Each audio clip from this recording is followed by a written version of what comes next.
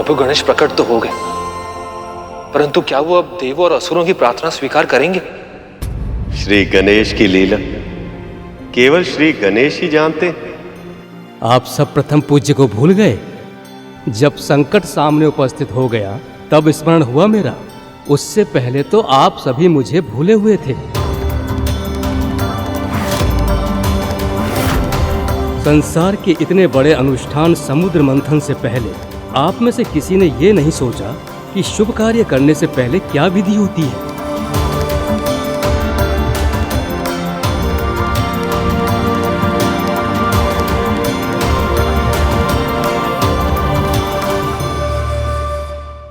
क्षमा कर दीजिए हमें, हमसे बहुत बड़ी भूल हो गई। कार्य आरंभ करने के उत्साह में ना जाने कैसे आपका स्मरण नहीं रहा। उत्साह और कार्य में ऐसे लीन हुए कि धर्म भूल गए। क्षमा कर दीजिए प्रभु, अपने भक्तों पर दया कीजिए। अब भूल हुई है तो दंड भी मिलेगा।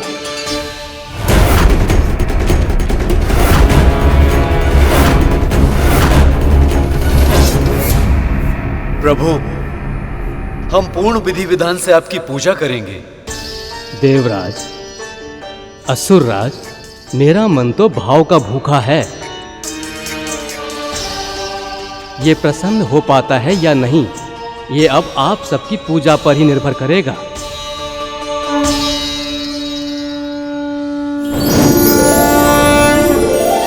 अद्भुत मां, क्या उपाय ढूंढा है आपने? एक और गरुड़ का अहंकार उसको पतन के गर्त में ढकेल देखा, और दूसरी ओर वो बुढ़ा और उसका क्रोध छोटी माँ के जीवन में कष्टों की आंधी ले आएंगे।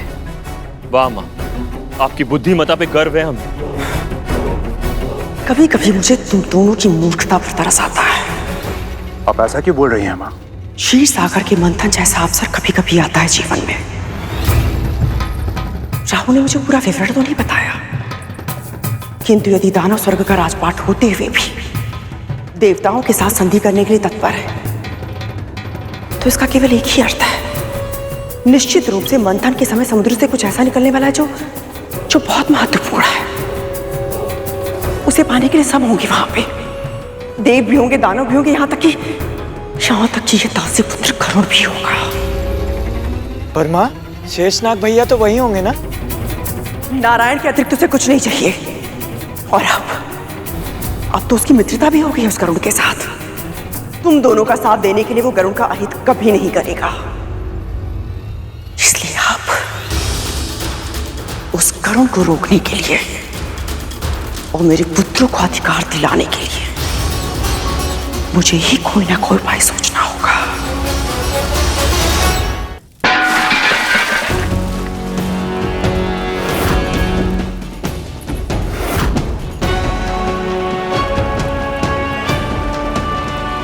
ध्यान कहाँ है तेरा?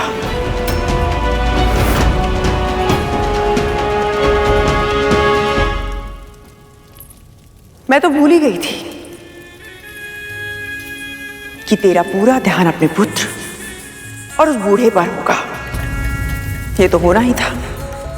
अब स्वच्छ कर इसे। ऐसे देख क्या रही है? तेरी भूल को सुधारने के लिए मुझे किसी और दासी को बुलाना होगा क्या? तूने ये सब कुछ फैलाया है तो स्वच्छ भी तुझे ही करना होगा। जी।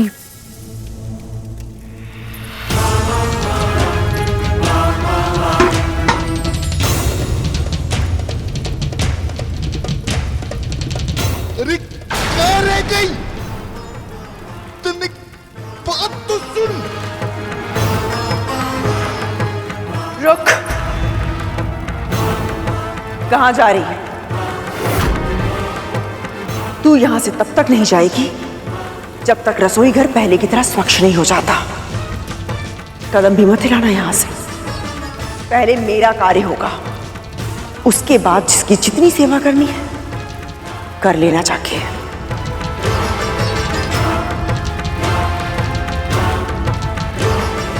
जी महारानी।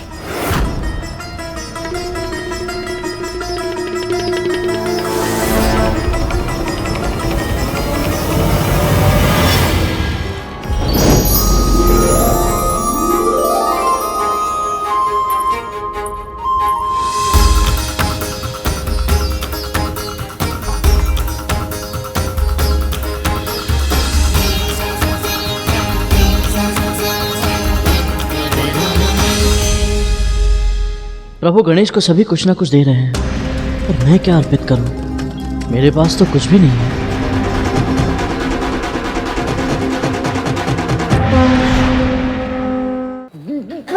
मर गई।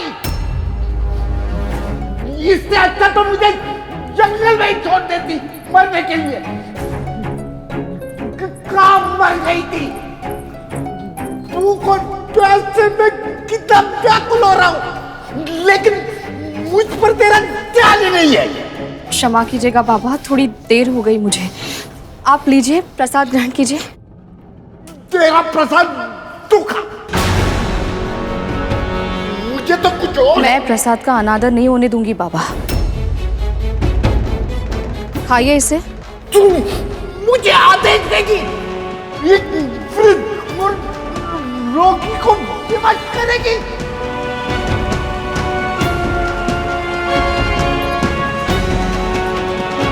मैं आपका आदर करती हूँ बाबा, पर यह प्रसाद मेरे प्रभु, मेरे आराध्य विष्णु का है, और वो मेरे लिए सबसे बड़े, सबसे महान है। इसलिए इस प्रसाद को तो आपको ग्रहण करना ही पड़ेगा।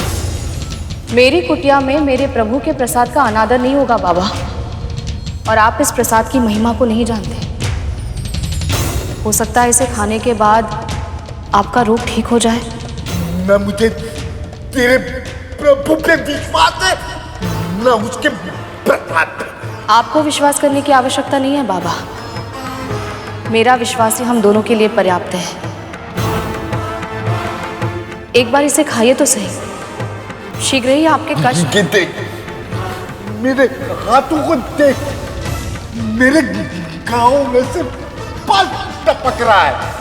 मुझे प्रसाद की नहीं, औषधि की आवश्यकता है। कौन सी औषधि बाबा? मुझे बताइए, मैं ले आती हूँ। तो जा, कटुपर्णी के फूल और पत्ते लेकर आ, उन्हें पीसकर लेप बनाना होगा। जा। जी। और जल्दी आना, वही मत मर जाना। जा।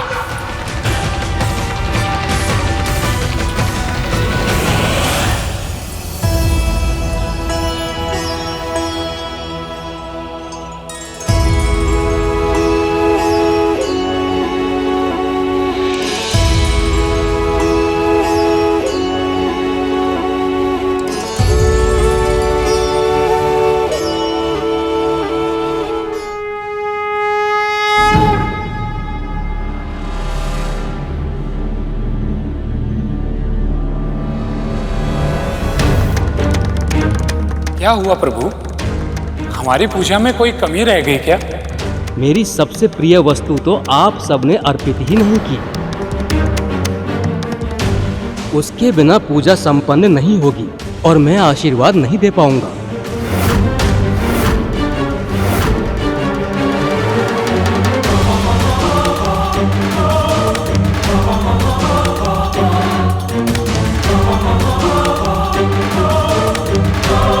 ऐसी कौन सी वस्तु हो सकती है जो प्रभु गणेश को इतनी प्रिय है और फिर भी इन्हें अभी तक अर्पित नहीं की गई?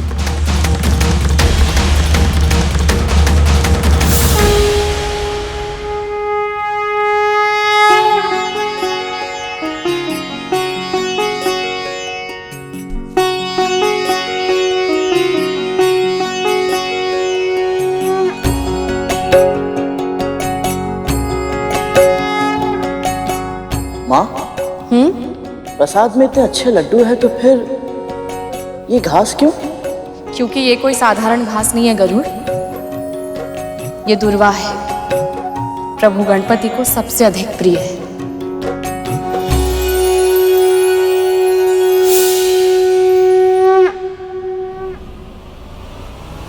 मैं समझ गया कि ऐसी कौन सी वस्तु है जो अब तक हमने प्रभु गणेश को अर्पित नहीं की।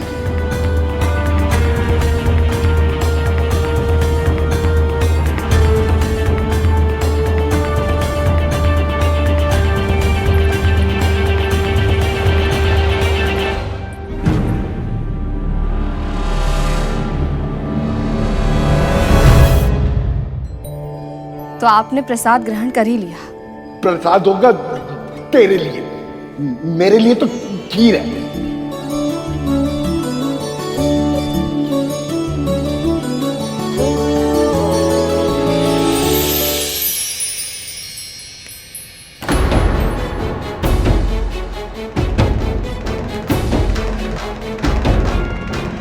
जल्दी जल्दी ले बना।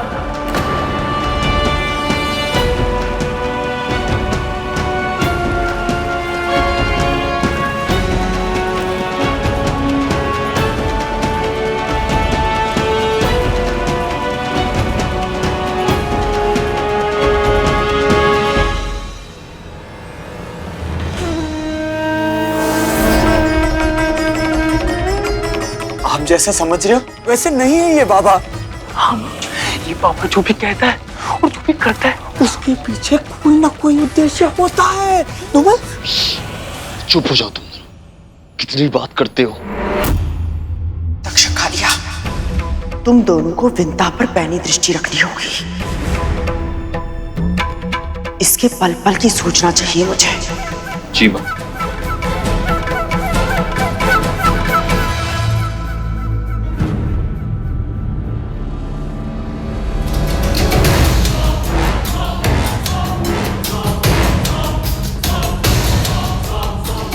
लगता है अहंकार ने अपना कार्य करना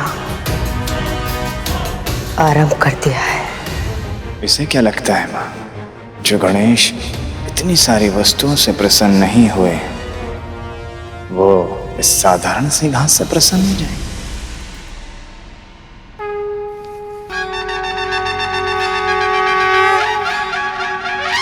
प्रभु गणपति जी की लीला अपरंपार है।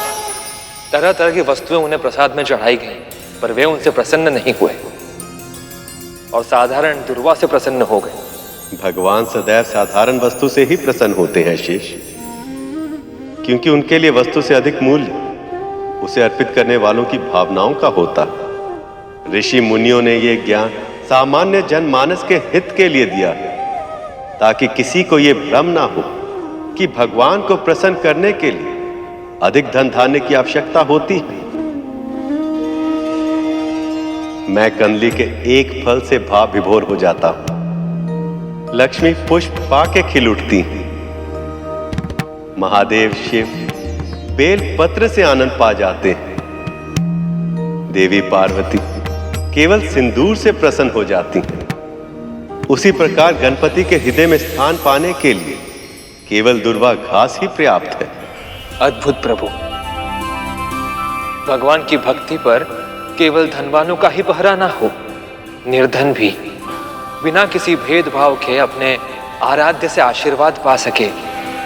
इसका कितना सुंदर प्रबंध किया है ऋषि मुनियों ने। इनके ज्ञान को और भगवान की साध्यता को कोटि कोटि प्रणाम। पूजा संपन्न हुई, मेरा मन प्रसन्न हुआ।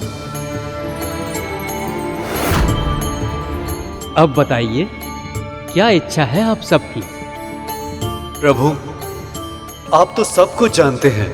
कितने कष्टों के बाद क्षीर सागर को मथने के लिए मथनी यहां तक आ पाई थी, पर पता नहीं कैसे वो मथनी समुद्र में डूब गई। प्रभु, बस यही आशीष चाहिए आपसे। मथनी को ऊपर लाना कैसे संभव होगा, ये बता दीजिए प्रभु, ताकि मंथन शीघ्र आरंभ हो सके। क्षीर सागर का मंथन विचारों के मंथन की तरह होता है। जैसे विचारों को मथने के लिए पहले मस्तिष्क को स्थिर करने की आवश्यकता होती है, वैसे ही क्षीर सागर को मथने के लिए पहले इस मथनी को स्थिर करना होगा।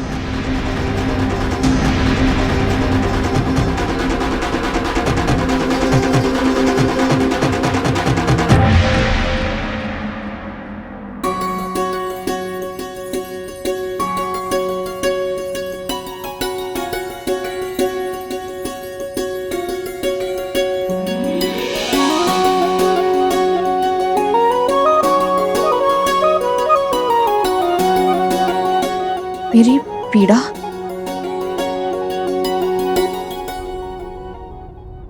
अद्भुत बाबा, आपका ये लेप बहुत लाभदायक है। मेरे सारे छाले ठीक हो गए। इतना ही लाभदायक लेप होता तो मेरे काम ठीक क्यों नहीं हुए? क्योंकि मुझे परमपिता विष्णु पर पूरा विश्वास है और आपको नहीं। हमारा विश्वास, हमारी भक्ति ही प्रभु को हमारा हित करने के लिए प्रेरित करती है बाबा। इसलिए मेरे सारे कष्ट दूर हो गए और आपके नहीं हो पाए। पर कोई बात नहीं, मैं आपके लिए प्रार्थना करूंगी ना।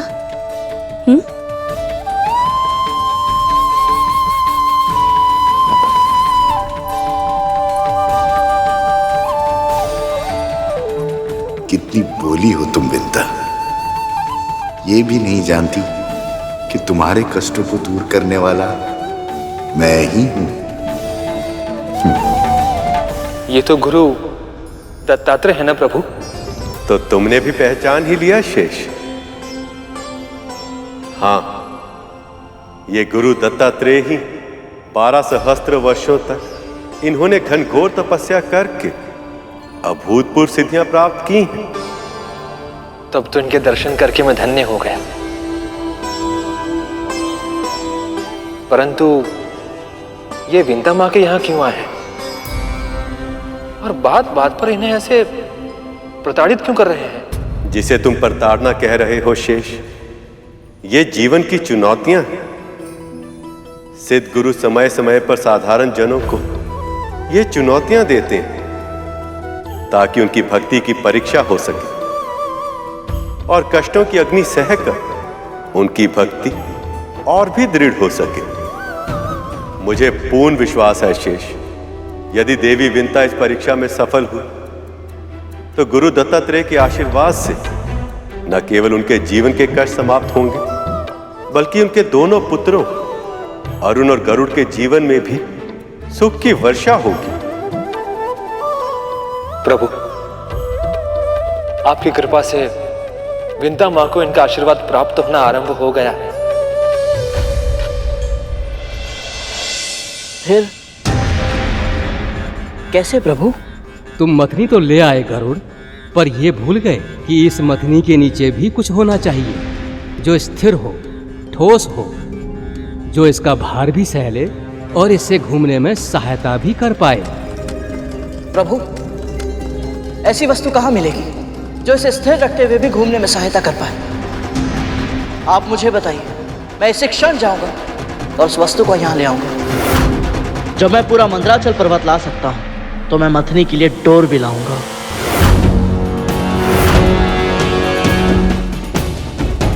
प्रभु, गणेश जी ने बताया था कि विचारों का मंथन भी क्षीर सागर के मंथन जैसा ही होता है। फिर भी ये इतना विचार नहीं कर पा रहे हैं कि इनके अहंकार से मंदरांचल पर्वत तो क्या, ये अपने अस्तित्व को भी नहीं उभरने देंगे। और सबसे दुखद तो यह है प्रभु कि अहंकार के चक्रव्यूह में गरुड़ भी डूबता जा रहा है। ये अनर्थ हो रहा है प्रभु, अपनी कृपा दृष्टि कीजिए इन पर।